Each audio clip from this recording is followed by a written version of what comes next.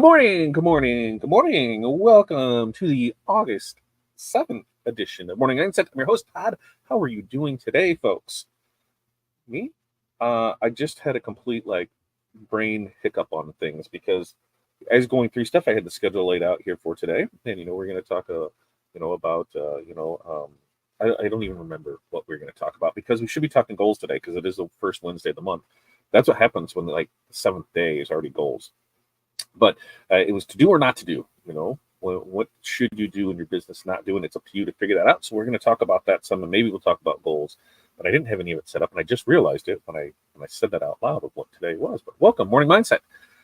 It's your first time here or your long time here. I didn't know who you are, where you're from, what's in your cup, and what the weather is like in your area. For us, I haven't even checked the weather because that app is wrong. So we're going to see what it is because it was chilly yesterday. It was like hoodie weather last night when we went there. 66 degrees out right now. Ooh. And what are we headed to today? 66, and we are headed to a high of 80. Nice. We're coming up on the ends of summer. We're 60s and 50s. Woo, baby. So that's what we got.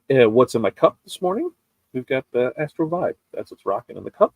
And then most importantly, our 5 things. What are 5 things that we're going to accomplish today? We've got store builds to do. I've got mock-ups to do. I've got artwork that I need to get approval on, DTF and UV DTF, and temporary tattoos. So those are the 5 things that we got out for us. Today is a work on your business day for us. So what does it mean is we have our call here this morning, 8:30 to 9-ish. And then we have our mentorship call from 9:30 to 10:30, which if you were interested in joining that, I will go ahead and put that bad boy down here. And then after that, on Wednesdays, we work on our business from 11 to 3 Central Standard Time. There's 4 hours, open office hours. Get in there, work on your business. We're there to help whatever questions you have, whatever you're working on. And today, my goal is I'm going to have 1 store for sure done. The goal is to have 3 stores done. So if I just power through it for 4 hours, that's what we should, cross some fingers, have done for it.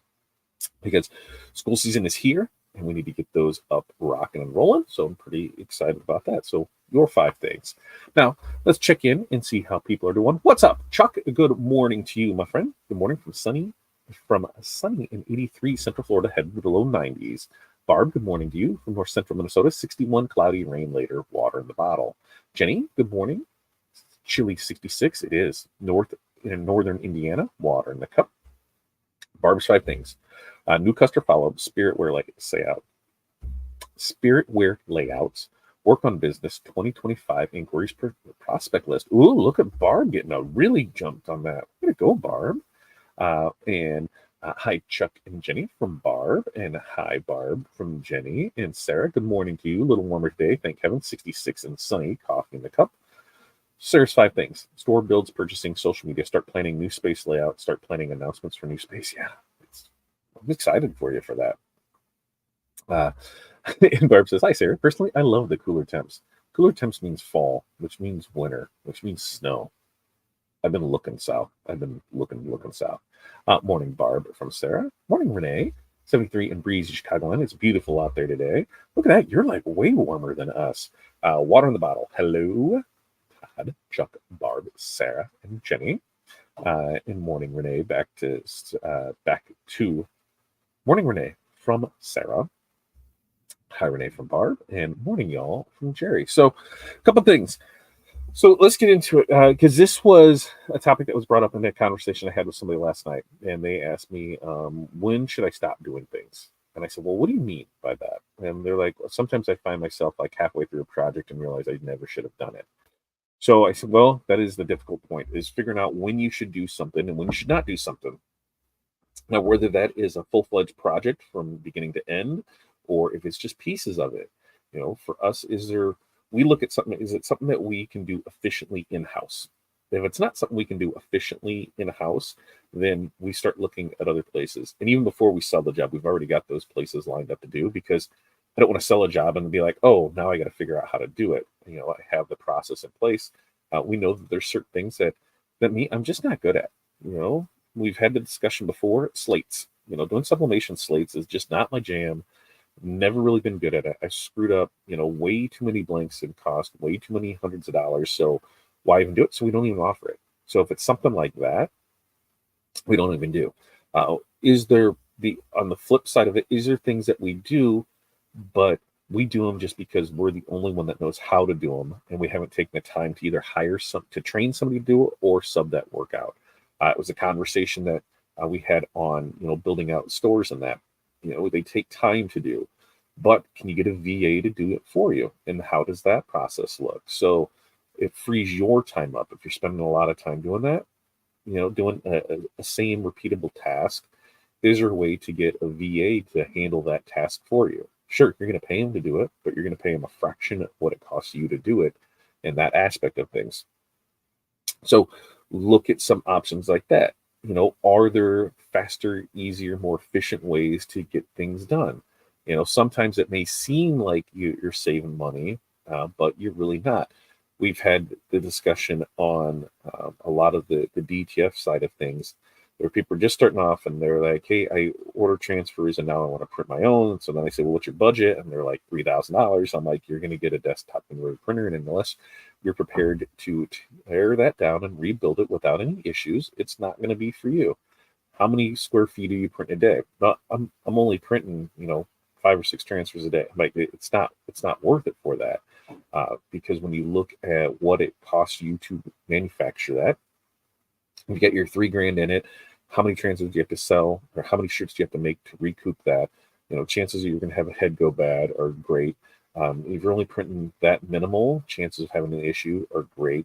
What's cost of materials for you to print? There's a lot of issues that go into it. So when you look at what you can do and then on the speed side of things, some of these print slow is 4 sheets an hour, some are 7. So how many do you plan on doing? A lot of times, if you're not tech savvy and you're not printer savvy, it just doesn't make any sense at all. Order the transfers for it. There's a lot of things that we are not super efficient at that we will sub out to others, or we're in a bind where somebody needs something quick and we're like, hey, we can go ahead and do this because we have, a network where our plate is full, but theirs isn't. So I can call them up, hey, can you do this rush order for me? Absolutely. We got pricing worked out, so we can still make some money off of it and do it that way. So it's managing. A big part of it is managing your time and what is that value number worth. What are you worth an hour, and is there a way to up your worth and downgrade your the amount of work you have to do? So yes, VAs, efficiency, sending things out to other people to do, which would be, I can't even think of the word that it's called right now. I don't even know. This is my morning. My morning is not. My morning's not on point this morning. I will say that for sure. And so while I think about that, let's check back in there with you. Where's Siri? Renee's 5 things. Doctor appointment with mom. Cutting weed shirt orders. Run tumbler order. Work on my dad's memorial. Invoicing. You got a good day there. You got a good day in front of you. Outsourcing. Thank you, Renee.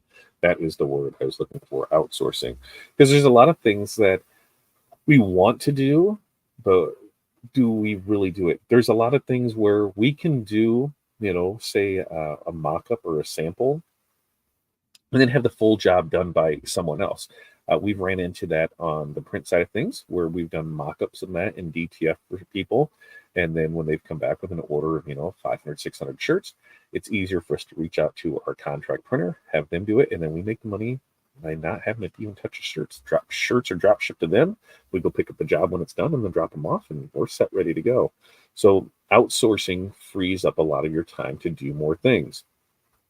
I've seen more and more businesses, and now we're seeing that COVID spike where there's a lot of money and people are buying a lot of equipment and starting new businesses. We're now on the backside of that, where a lot of those are failing, and you're seeing a lot of equipment at lower pricing. You're seeing businesses go out of business, and we're talking, 7-figure businesses gone overnight because of just how razor thin their margins were. And if one thing had happened, then everything's screwed.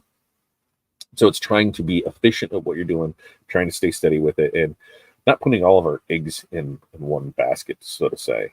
For us, we have the different avenues between, the wholesale printing that we do for people, and that's just not the DTF transfers. It's the signs, banners, magnets, all those things. There's that. There's our retail side of the business. There's our spiritware side of it. And then, the social media side of it. So trying to make all of that work, it's tough. It's tough to keep on schedule and on brand. It's tough to make sure that I'm staying consistent with it. That was going to be today, but then when I realized that how much that I need to get these stores out, that got pushed to the side. But that's what I need to stop doing, is pushing that to the side. When we're working with, on the influencer side of things, and we're working on the affiliate side of things, there's a lot that we used to see, where we'd make, a couple hundred to $1,000 a month on it through affiliate links, and we're not seeing that anymore. And when I go back and look, it was because we were posting multiple times throughout the week on the things, and we just aren't.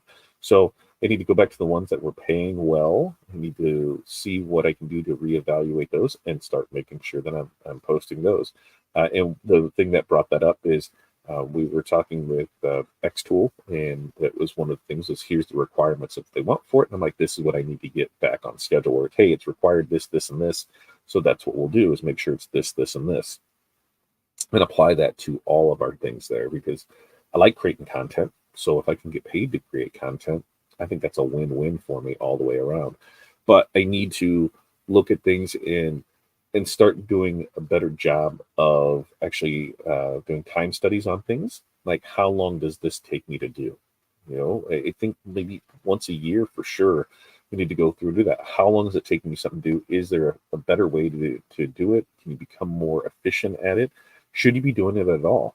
There's certain things that we've done where I'm like, we should not be doing this. It just takes way too much time. And on other things, it's like, oh yeah, it's not a problem to do this. We should be doing more of this because of how much we can get out of there. But once again, if we're not pushing things out there and doing things, then we fall by the wayside, and oh, sorry, we don't do that, or we can't get it done in that amount of time. Which, that's the other part of it. Time is a huge part of our business, and time costs us money. So the longer it takes us to do something, the more it costs us. So if we're able to get more efficient and save that time on things, then we can make more money. So I want those to kick back for us and make us more things of it. Jerry, I am 100% on board with it. Words are hard today. I don't know why. My brain, I think, is going like, here's my brain. I think it's going like that. There's probably 8 different things rolling around in there right now, and I need to just do a list out. Just write everything that's in my mind and go through it, cross stuff off it, and that's usually how I process things. Is I got to write it all out, cross things off, see what makes sense and what doesn't make sense, because there's just way too much going on there. And Renee said, a question for those that do school stores: when you offer a percentage of sales, how do you structure it? What do you mean? How do I structure it? How do I structure it? Now we are just doing a flat fee off of it. And so then it's a per item base. So flat fee is what we do. When we do percentages, and it would change, it was based on sales. So, they got 5% for up to $500, 10% up to $1,500, 15% up to $2,000, 20% up to $5,000, 25% for $10,000 in order. So that's how we had it structured on the percentage base. Now that we're using Chipley, we are just a flat fee on it. We could do a flat percentage and no tier based, where we can do the dollar amount. That other part was way cumbersome to manage, which that's where we come into time where it says, yes, you incentivize them by sending them more and selling them more by having that. But at that same time, you have to change up your percentages and make it so it makes sense, because now it's like, okay, well, instead of it not being 5%, it's 10%, it's 20%. There's mathing on the back end. When it's just a set, here it's 5% or 10%, everything you sell between this time and this time, way easier to keep track of. And Sarah says, I send the preview link before fundraising and then ask them what they would like to see added on. I let them choose their dollar or percents. That's a great way to do it. And in Chipley, it's super simple. You go in and you can just change. Here's you can update them all at once. So many dollars on that, and you can have the different set for it. So that's how they do it. That's how Sarah does it. For me, I'm like, here, you're gonna make $5 for each one. Here's your tip price. We just added on for it. Then if there's any pushback, then we come back and we'll revisit it. But I haven't had it yet. We'll see how that all plays out from there. But yeah, it's Wednesday. We've got a lot to do today. And I think sometimes it's just writing out that list, sitting back, figuring out on this list, what am I going to do? What am I not going to do? Because there's some things on this list that I'm just not going to do. Why? I'm not good at it. It takes too much time, takes too much effort. There's no money to be made on it. And, not every job is a good job. Some things just aren't there with it.